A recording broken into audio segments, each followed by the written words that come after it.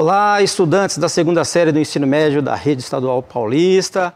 Nós estamos aqui para desenvolver a aula do componente curricular Recursos e Sustentabilidade. Esse componente curricular faz parte da unidade curricular 1, que é o Projeto Casa Sustentável, do aprofundamento curricular Ciência em Ação.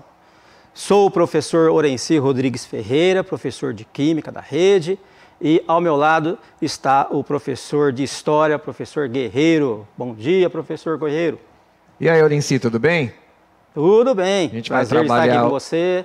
Espero que a nossa aula seja bem legal aqui para os estudantes. Isso, eles compartilharem depois. A gente vai trabalhar aqui em parceria. Vou mediar a aula do professor Orenci. E aqui a gente vai demonstrar, inclusive, como a interdisciplinaridade é uma realidade bastante estimulante. Porque na medida em que a aula dele será conduzida na perspectiva das exatas, na perspectiva da ciência química, eu farei abordagens aqui historicizando esse assunto.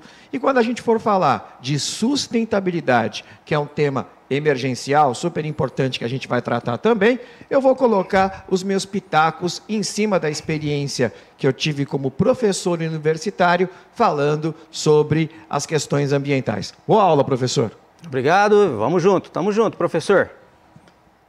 Bom, a nossa aula de hoje, ela vai abordar, partindo do princípio que nós vamos trabalhar recursos e sustentabilidade, nós vamos desenvolver hoje um tema ligado aos quais seriam esses recursos materiais que são utilizados na construção. Tá? Então, como vocês podem observar, professor Orenci Rodrigues Ferreira, a nossa aula de hoje aborda a habilidade do ensino médio, do itinerário formativo das Ciências da Natureza no 07, que procura identificar e explicar as questões socioculturais e ambientais que estão relacionadas a fenômenos físicos, químicos e ou biológicos. Bem como também a habilidade do currículo paulista, a habilidade do ensino médio, que ela percorre a primeira série até a terceira série do ensino médio, também da área de Ciências da Natureza, e a habilidade 307, que é analisar as propriedades dos materiais para avaliar e a adequação de seu uso em diferentes aplicações, tanto industriais, cotidianas, arquitetônicas ou tecnológicas. Ou também propor ações, soluções seguras e sustentáveis, considerando o seu contexto local e cotidiano. Então, para essa aula de hoje, a gente vai tematizar as questões dos recursos que são utilizados em uma construção. Produção, pode passar então a primeira. Então, o objeto de conhecimento, o objeto de conhecimento da nossa aula hoje é justamente materiais aplicados na construção civil e, logicamente, os impactos causados por essa extração e produção. Os objetivos da aula vamos considerar as características dos recursos usados na construção de moradias, conhecer algumas fontes de extração dos materiais de construção, e, logicamente, analisar as consequências geradas por essa extração. Para o nosso primeiro momento da aula, então, eu vou sugerir que vocês, estudantes, observem, então, umas imagens que eu vou disponibilizar para vocês aí por meio do slide. Antes da gente iniciar a observação das imagens, é importante lembrar que esse componente curricular, ele converge com aquilo que esse ano, 2022, a Unesco, ela declarou então o Ano Internacional das Ciências Básicas para o Desenvolvimento Sustentável. Então, este ano que nós estamos vivenciando, 2022, é considerado pela Unesco o Ano Internacional das Ciências Básicas para o Desenvolvimento Sustentável, muito convergente com o componente que a gente vai estar trabalhando com vocês. E, logicamente, quais seriam os dois objetivos para que se atinja essa, vamos falar assim, essa sustentabilidade? O objetivo 4, que é a educação de qualidade, então a que a gente trabalha aqui buscando uma educação de qualidade, e também, por meio de construções sustentáveis, atingir o objetivo de cidades e comunidades sustentáveis. Isso faz parte de uma agenda de ações, que é chamada Agenda 2030, que é um plano de ação global que vai reunir 17 Objetivos de Desenvolvimento Sustentável. Então é importante que você, estudante, converse com o seu professor para que você se atualize sobre o que vem a ser essa Agenda 2030, né? Sobre essa busca por uma sustentabilidade em nosso cotidiano. Então agora sim a gente vai poder começar a desenvolver a nossa aula. Bom, como orientação para você, estudante, é importante que você, aí, por meio do seu diário de bordo, que você registra em seu diário de bordo as ideias que vão ser geradas durante o percurso que a gente vai estar trabalhando aqui. Esse é um percurso investigativo sobre esses recursos que são usados na construção civil. Bom, agora a gente vai poder então começar então a desenvolver então. Muito bem. Então agora vocês têm aí, estudantes, vocês têm duas imagens que mostram aí residências, né, construções residenciais de moradia que está sendo mostrada para vocês. Professor, você está vendo aí as imagens aí, professor? O professor Guerreiro, né, essas duas imagens aí, vocês, estudantes, aproveitem esses minutos de observação aí para registrarem o que vocês podem ver aí nessas duas imagens aí que está sendo mostrada para vocês aí. Professor, você consegue, o que você consegue aí, professor, para apoiar aí os estudantes aí? O que você consegue observar aí nessas duas imagens referente a moradias aí? A gente consegue fazer aqui várias aferições a partir dessas imagens, né? Na imagem 1, a gente nota que ela tem materiais, no caso aí me parece madeira, né? Muito menos sofisticado na questão da durabilidade, enquanto na imagem número 2, a gente não só tem a alvenaria, mas como a gente percebe outros fatores aí que mostram o nível de sofisticação da imagem. Por exemplo, os materiais que me parecem bastante tecnológicos no uso dessa construção. A gente percebe também uma linhagem estética bastante arrojada na perspectiva da arquitetura, mostrando então que no caso aí a casa, o domicílio, não é apenas um lugar de habitação, ele encontra também um lugar de exposição estética, criando aí sensações, criando aí uma espécie de aferição a partir de modelos, mexendo inclusive com as nossas questões ligadas à beleza e questões que estão em camadas mais profundas, que são ativadas através do visual. Eu queria aproveitar, inclusive, professor, para fazer uma outra consideração aqui. A civilização, a invenção da civilização, ela só foi possível a partir do momento que o homem se sedentarizou. E essa sedentarização, ela não era possível enquanto o homem desenvolvia habitações que não fossem permanentes, que fossem provisórias, que a gente chama de aldeia, de tribo, né? Ou num momento mais primitivo ainda, quando eram em cavernas. Então, foi fundamental para a civilização, para o surgimento, inclusive, do ponto de vista mais clássico da história, que o homem desenvolvesse tecnologias para construção permanente. E a madeira, mesmo ela sendo uma transição aí evolutiva de uma oca, ou do sapê, ou até da caverna, evidentemente, ela ainda não é um material de alvenaria. Por isso que a civilização, ela surge junto com a alvenaria. E se eu tivesse que fazer uma digressão histórica, o primeiro modelo de alvenaria que nós usamos foi a pedra. Muita gente, até hoje, de repente, quando faz viagens históricas, né, percebem aí a quantidade de habitações que foram feitas lá na antiguidade e que permanecem até hoje devido à durabilidade desses materiais. Perfeito, perfeito, professor. Então, estudantes, vocês já podem estar tido a oportunidade de estarem registrando algumas ideias que a imagem mostra para vocês, mas a gente vai então fazer o que vocês viram nas imagens, tanto na imagem 1 quanto na imagem 2. O que foi possível vocês identificarem nas imagens? E o que explica o que vocês veem nas imagens, né? Na imagem 1 e na imagem 2? O que poderia estar explicando o que vocês veem nas imagens mostradas para vocês, né? Produção, pode... É isso. Basicamente, assim, foi possível, né? Se você observou aí, foi possível verificar uma moradia na imagem 1, uma moradia, como o professor mesmo Guerreiro comentou, à base de madeira, né?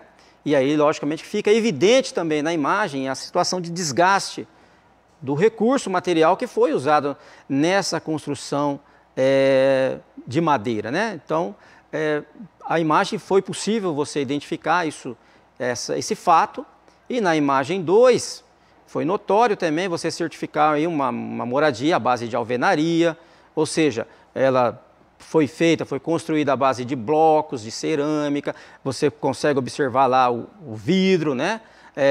O concreto que foi usado também para dar a sustentabilidade, pedras que são necessárias para a produção do concreto, tijolos, entre outros materiais. Então, ficou evidente na imagem 2 muitos materiais que são usados aí na construção de uma moradia, né? E também na imagem a gente pôde visualizar aí uma situação de conservação do recurso material usado na construção. Você pode perceber essa durabilidade maior que que acontece numa construção onde você utiliza materiais aí com mais durabilidade, né? Então, posso fazer um comentário rápido aqui, professor, sim, professor, se me permite? O concreto, né, quando a gente olha o concreto, parece que é algo antigo, mas não é, ele é uma tecnologia da transição do século XIX para o século XX. Tem apenas 100 anos. 100 anos. Isso, na perspectiva histórica, é muito pouco tempo. E eu queria dizer para vocês o seguinte, as habitações da Antiguidade ou da Idade Média, usando a pedra bruta, e não o concreto, porque não se tinha essa tecnologia na época, elas acabam sendo muito mais duráveis pela não utilização do ferro, pela não utilização de metais. De metais, isso é fato. Por que o metal acaba gerando um desgaste maior? Porque ele oxida, né, professor? Oxida, ele passa por um processo de oxidação. Ou seja, se ele tiver qualquer intempéries brusca, ou se ele não for feita uma manutenção em relação às infiltrações que normalmente toda habitação tem, você vai ter um processo ali de desgaste do metal e isso vai comprometer toda a estrutura. Exatamente. Por exemplo, a gente poderia lembrar o que aconteceu na queda das Torres Gêmeas. Que o avião bateu, gerou um calor tão grande que derreteu. Né, toda a estrutura feita de metais e todo aquele prédio, então, acabou ruindo. Exatamente. Então, eu estou comentando que, do ponto de vista da durabilidade, uma habitação, um castelo, sei lá o que seja, um monumento medieval ou da antiguidade, tem muito maior capacidade de resistir ao tempo do que os materiais feitos com as tecnologias atuais. Exatamente. Então, você pode perceber que aquela construção da imagem 2, ela utiliza vários materiais em comparação com a imagem 1, onde você tem ali apenas o madeiramento onde foi feito, né? E, logicamente, o que explicaria, o que poderia estar explicando a imagem que mostra na imagem 1 ali, o que poderia estar explicando, né? Você percebe, então, que na imagem 1, aquela situação de desgaste do material, possivelmente, como o professor comentou, devido a uma exposição constante e intensa aí das intempéries, né, como chuva e sol, e tanto chuva como sol, eles podem ser agentes que acabam danificando a coloração da madeira, provocam o sol, né, um período mais de tempo exposto ao sol, vai produzir um ressecamento da madeira, né? E já no caso da exposição à chuva, as consequências podem ser mais graves, né? Como a criação de fungos, de insetos e até mesmo o apodrecimento do material.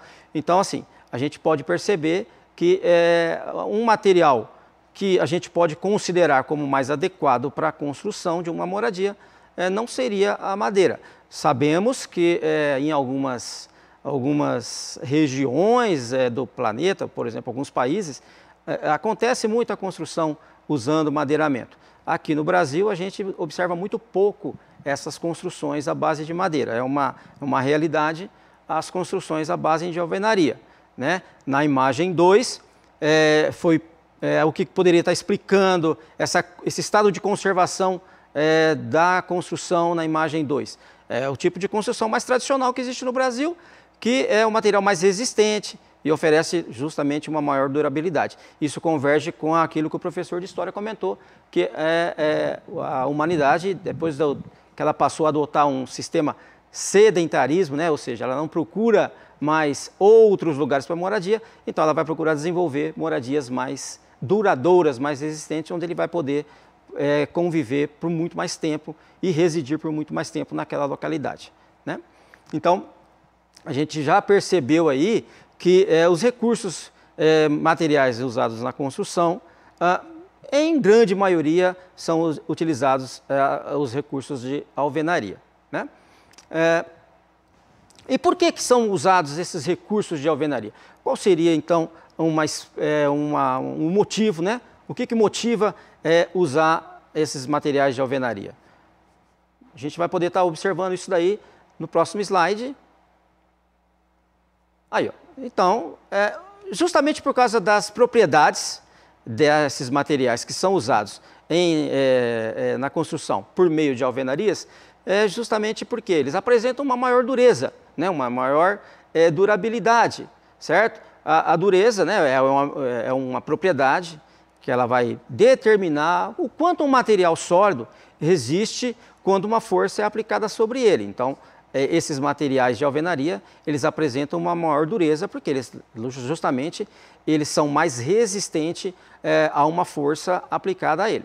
Eles não são, vamos falar assim, indestrutíveis, mas eles têm essa alta dureza, que é essa medida que vai determinar essa característica de resistência à força exercida sobre esse material. Também os materiais à base de alvenaria têm tem tenacidade, né? Essa propriedade da tenacidade, que é o quanto de energia é necessário para provocar uma ruptura em um material sólido. Então, essa propriedade, né, que é chamada de tenacidade, ela interfere nessa questão da quantidade de energia que é necessário para provocar rupturas em um material sólido. Posso fazer uma pergunta, professor? Muito bem. Vou dar um cosplay de aluno aqui. Isso. Há um tempo atrás eu fiz uma reforma na minha casa e eu percebi que com o tempo há uma dilatação do material, né? Isso a gente vai notar realmente depois de um certo tempo, né? Principalmente dos materiais, nos locais da casa que a gente percebe que há peso sobre eles. Sim. Isso tem a ver com tenacidade? Essa questão da dilatação e como ele se ajeita com o tempo? A questão essa questão de energia em relação à questão de calor, né? Energia, quantidade de calor que vai ser fornecido ao material. Então, ele vai ter capacidade de resistir a essa energia e alguns materiais eles têm essa capacidade de, mesmo sendo exigido uma quantidade de calor menor sobre ele, ele ainda tem condições de resistência, de se manter firme, mesmo quando sendo submetido a uma certa quantidade de calor. Essa propriedade da tenacidade, ela justamente determina o quanto de calor é necessário para que esse material sofra algum processo de dilatação. Isso está relacionado a questões de, vamos falar assim, de período dos anos, né, período do ano, onde ele é submetido a essa questão do calor. Então, verão, inverno, outono, primavera, onde justamente a quantidade de energia solar vai interferir no processo de construção. Quando o engenheiro faz um viaduto, então ele tem que levar em conta tudo isso, essa propriedade, tanto da dureza quanto da tenacidade, da durabilidade também, é uma outra propriedade que define justamente a vida útil de um material, né? Por quanto tempo ele resiste ao desgaste e, logicamente, também todos esses materiais que são usados hoje na construção, eles necessitam ter uma certificação que garante essa qualidade para que ele possa ser usado nas construções de moradias e, assim como você comentou também, não só em moradias, mas na construção de pontes e outros objetos aí que vão ser construídos de acordo com a necessidade, né? Então, não só na questão da residência, mas na questão das cidades também. É importantíssimo, né, na questão da mobilidade, na questão de urbanização, é importantíssimo essas propriedades serem levadas em consideração na hora de se obter, de construir uma moradia ou mesmo uma obra de infraestrutura urbana. Então, nós mostramos para vocês aqui apenas algumas propriedades relacionadas aos objetos de construção que vão ser adotados na hora de se escolher um material para construção.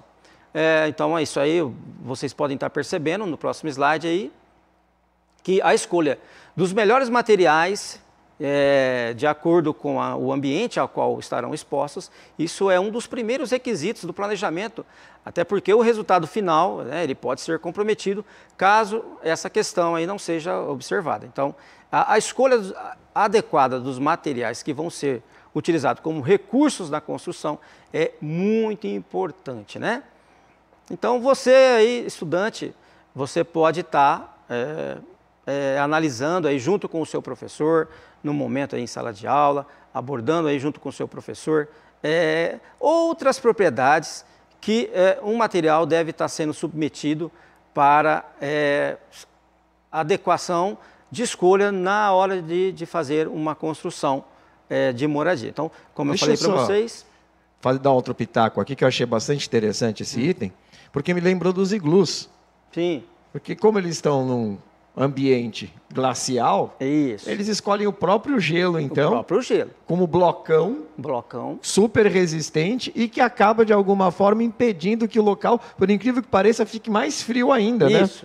Isso tem a ver com uma propriedade afinal de contas, o gelo, ele é material água, isso tem a ver com o calor específico da água, né? A água, ela retém calor, por incrível que pareça, a gente pode pensar que a água, ela é um material que libera, vamos falar assim, que ela é gelada, né, no caso, mas não, a água, ela é um material que ela tem um calor específico, entre os materiais de construção, ela tem um maior calor específico.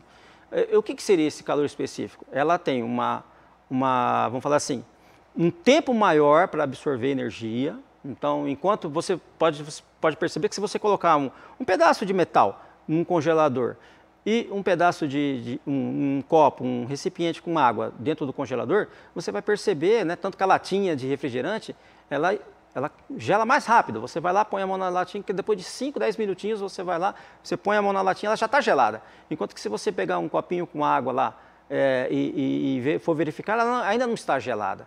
Então, isso está relacionado a essa propriedade da água, que é a capacidade de tanto absorver quanto liberar calor. Então, por exemplo, se você vai um dia quente, muito quente, então está lá, o sol expondo energia na água, na piscina. E aí, logicamente, o sol se põe ali às 18, às 19 horas, mas você vai lá na piscina, lá, sei lá, mais ou menos umas 23 horas, você ainda observa o calor, está morna. Por quê? Porque ela demora para liberar calor. Da mesma forma que ela demorou para esquentar, ela demora um tempo maior para liberar calor. Por isso que essa propriedade lá nessas regiões muito geladas, eles utilizam os blocos de gelo, porque ela demora, porque a propriedade lá, a temperatura é muito baixa, né? E aí mantém aquele material que é a água na forma sólida por mais tempo, muito mais tempo. E é uma forma muito inteligente, porque eles não dispõem de pedreiras ali. Exatamente. Eles vão ter que se adaptar ao ambiente e trabalhar com aquilo que o ambiente dá para eles, né? Exatamente. Então, essa observação foi muito interessante. Até seria um objeto para vocês, estudantes, aí, trabalharem com seus professores. Uma boa dica aí, comentada com o professor, vocês podem aí desenvolver aí, com os seus professores essa abordagem a respeito das construções de iglu nas regiões dos polos, né, tanto o norte quanto o sul, né?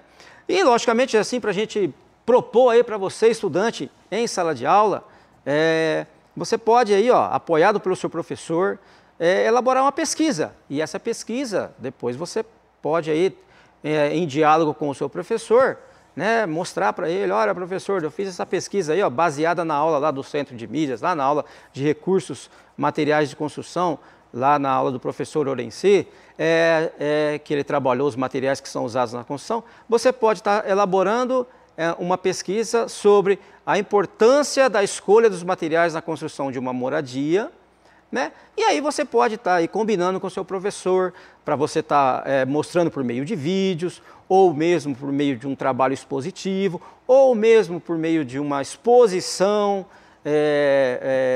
na sua escola, né? E você, logicamente, conversando com o seu professor, você pode obter aí, ó, um mecanismo onde você consegue receber aí uma nota, né? Uma avaliação bem legal aí com o seu professor, fazendo um combinado com ele e, logicamente, você vai estar ampliando os seus conhecimentos a respeito desses recursos materiais. Posso trazer uma outra lembrança aqui? Que quando a gente fala de habitação, principalmente na contemporaneidade que a gente vive, a gente não pode esquecer os impactos ambientais dela. Isso. Né? Porque, por exemplo, às vezes o sujeito acha muito bonito aquele prédio de vidro, né, de muitos andares, e aí você tem toda uma questão de impacto urbanístico, porque muitas das ruas não foram feitas para comportar um edifício de 20 e 30 andares com o volume de carros e de pessoas que vai ficar naquele espaço circulando no entorno.